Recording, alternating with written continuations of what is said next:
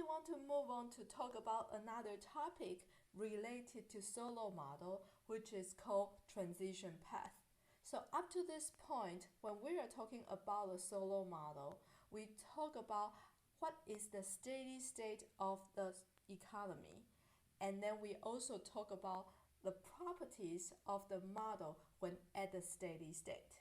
Now we want to move on to talk about how does all the variables evolve over time under the setup of the solo model. Therefore, what we are going to do next is that we want to plot all the variables over time. The variables we are interested in includes the capital stock, the output, the investment, and the consumption. And the key here is that when we are looking at the changes of all these variables, we are focusing on how does this variable change over time. Therefore, the horizontal axis is the time. And in here we plot the per capita variables. That is because per capita output represents the living standard of a nation, and the per capita consumption represents the welfare of the nation. Therefore, in here, we are interested in how does the living standard and welfare of a nation changes over time. So we look at the per capita variables. So as you may recall from what we have learned for the solo model, we know that we focus on the capital stock per capita. That is because that for the investment per capita, consumption per capita, and the output per capita, all are the functions of the capital per capita. Once the capital per capita is determined, then the investment, the consumption, and the output are determined. So what we want to do in here is that when we draw the transition path for all these variables, we will start with the capital stock in a steady state and then think about how will the evolution of all the other variables look like. So then when drawing the transition path, we always need to ask at these two questions. The first question is, does the shock changes the steady state? If the steady state doesn't change, it means that the shock is temporary, and then even though the shock may causes the changes of the time path, however, eventually it will go back to the original state. That is because we know the steady state of the solo model have a property that once we deviate away from it, we are going to go back to it. And if we are there, we are going to stay there forever unless there is certain shock.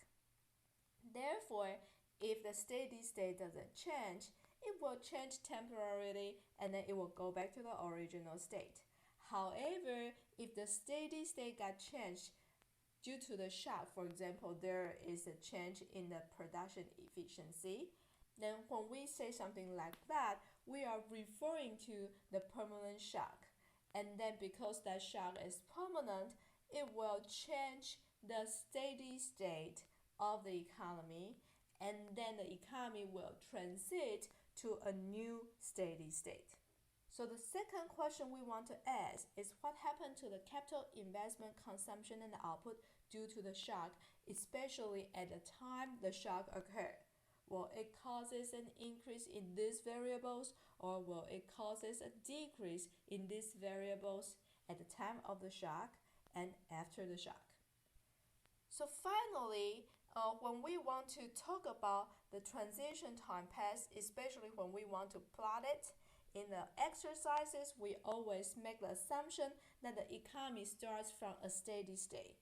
Then the transition path we are talking about is when there is a shock occur, how does the capital investment, consumption, and output evolve over time? So what we want to do next is that I want to give you 8 cases to illustrate how to plot the transition time path for different scenarios. So the first case we want to look at is nothing got changed. When nothing got changed, then it means that there's no shock at all. So then what happened to this economy? Well, given that nothing got happened, so the steady state doesn't change. Then of course, that for all the time passed, for output, consumption, investment, and output, it will stay there because nothing got changed. And that is the definition for the steady state. We say that if the economy is at a steady state, once it is there, it's going to stay there forever. Given that the economy starts from there, the steady state, so it will just always be the same. So in the more advanced classes, if you want to write out a computer code to solve for the Solow model, this graph oftentimes is the graph used to check how good is your code going on. If your code writing is wrong, then this graph won't look like that. But if your code write out correctly, then the first graph you can show is that if the economy starts from a steady state, then it will stay there. And then once you check this graph, it worked out fine, then you can start to play around with the model to see when something got changed, how does the variables evolve over time. Okay, so now let's take a look at the second case, which is that there is something happened to the economy, for example, an earthquake, such that the capital stock got destructed at time t equals 3. So then what we want to do is that we want to see how does the variable evolve over time. In here, what we want to first look at is how does the capital stock per capita evolve over time. So then, given that the economy starts from the steady state, so then we know that before time t, it has been stayed at a certain level, which is the steady state. Then what happened is that at time t, the capital stock got destructed, so then it should fall from the steady state to somewhere below the steady state. And then, because for all the other parameters remain the same except that the capital stock got destructed, so does the steady state change given this case? It turned out to be no.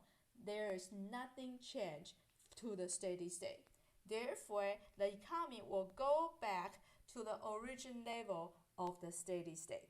So this is the transition path for capital stock per capita for an economy that faces a capital destruction, holding all the other things being equal. So then, given the transition path of the capital stock per capita, how does all the other variables evolve over time? It turned out that given that the output is the functions of the k, so when the k stay the same, the output stay the same. When the capital stock falls, the output falls. When the capital stock gradually go back to the steady state, the output also gradually go back to the steady state. Given that consumption is a fixed portion of the output, so the consumption pattern will look similar to the pattern for output. Same thing for the investment, given that the investment equals the saving rate multiplied by the output, and given that the saving rate is fixed, so the changes of the investment also look similar to the changes of the output. So for all the graph, you will see the economy start from the steady state, and then until there is a shock. And then at the shock, there is a fall in all the variables, and then all this variable will gradually go back to the original steady state. Now let's take a look at the third case. It is the opposite of the case 2, which is about there is an increase in the capital stock at time t equals 3. So this could happen if an economy received a donation from abroad, so then they are going to have a dramatic increase in the capital stock at the time they receive the donation. Therefore, when we want to plot the capital stock per capita over time, then we will see that before the shock occurs, then the economy will stay at a steady state, and so it is a horizontal line. But then at time t equals 3, the economy will have an abrupt increase in the capital stock.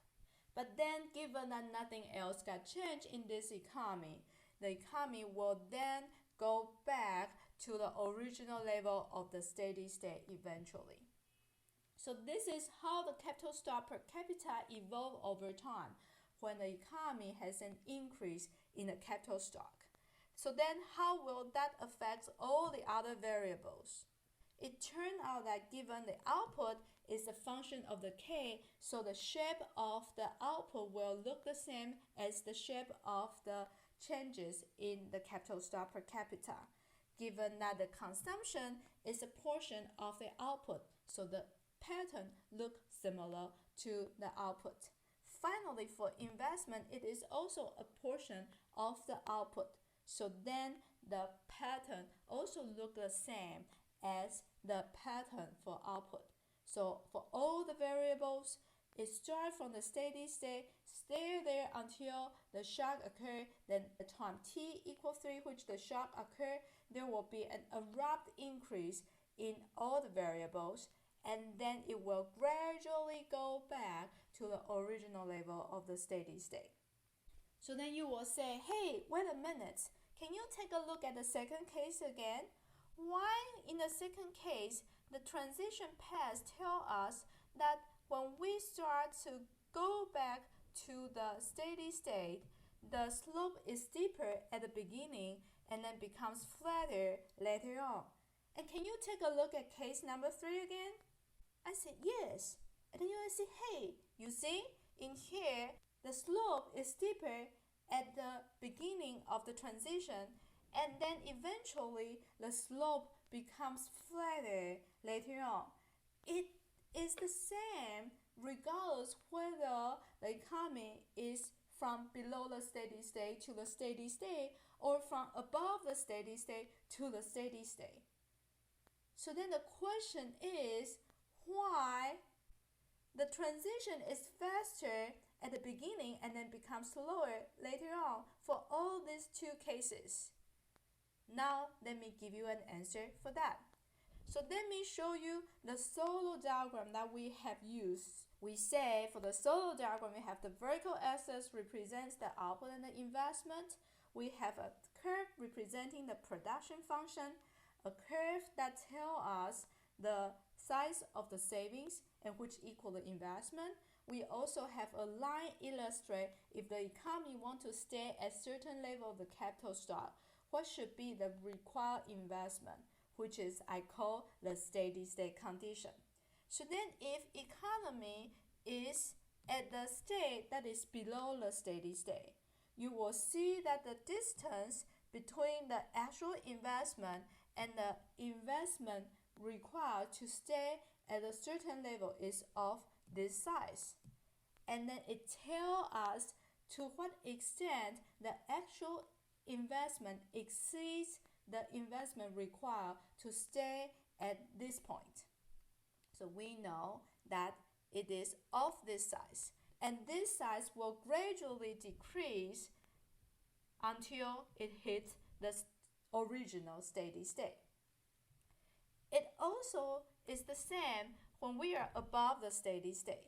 When we are above the steady state, this point is the investment required to stay at this level, and this point is the actual investment.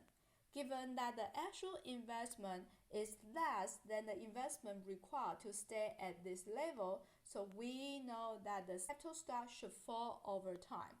And the size of the investment that is less than the investment required to stay at this level somehow got gradually declines as we decrease the capital. So then economy will go back to the original steady state. So that is why the transition should be faster at the beginning and then become slower later on.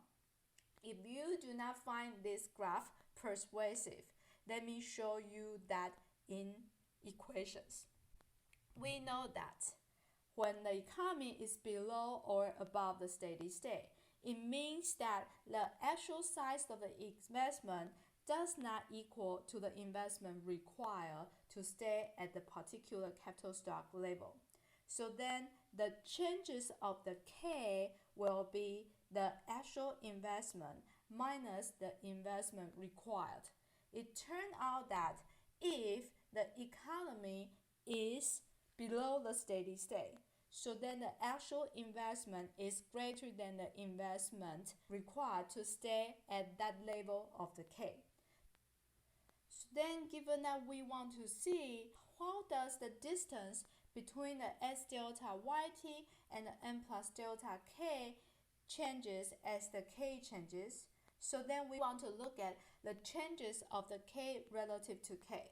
So then based on the delta K we defined, we know it will equal S delta YT over KT minus N plus delta. So then when the economy moves back to the steady state, it means that when the K increases, then it will causes the denominator to increase. So for the whole term, it decreases. Given that this is a positive number, given that it decreases, so then it means that the absolute value of the delta K over K somehow falls. So then it implies that the distance between the actual investment and the investment required to stay at a certain level of the K that decreases over time. So then how about for the scenario that is the economy is above the steady state? Then for the economy that is above the steady state, it means that the actual investment is less than the investment required to stay at a steady state. So then we know that now the delta K is negative.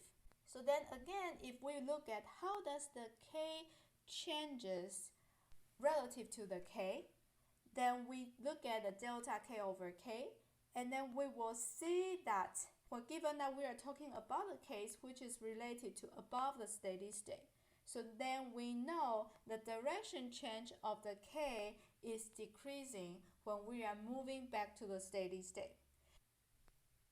So then when the K decreases, we know that the denominator value becomes less. So then the YT over KT multiplied by S in fact got higher. Given that the delta K over K is a negative number, when this number becomes larger, it means that in terms of the absolute value in the delta K over K need to fall. In other words, when we are above the steady state, the distance between the actual investment and the investment required to stay at a certain level of K somehow got decreased as the economy moved from above the steady state to the steady state.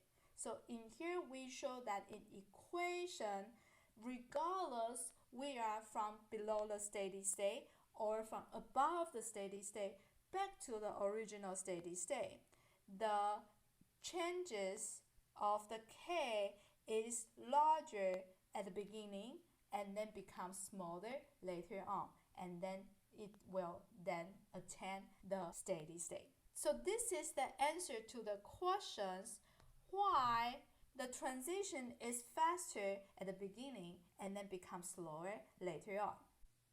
So this is the end of today's lecture.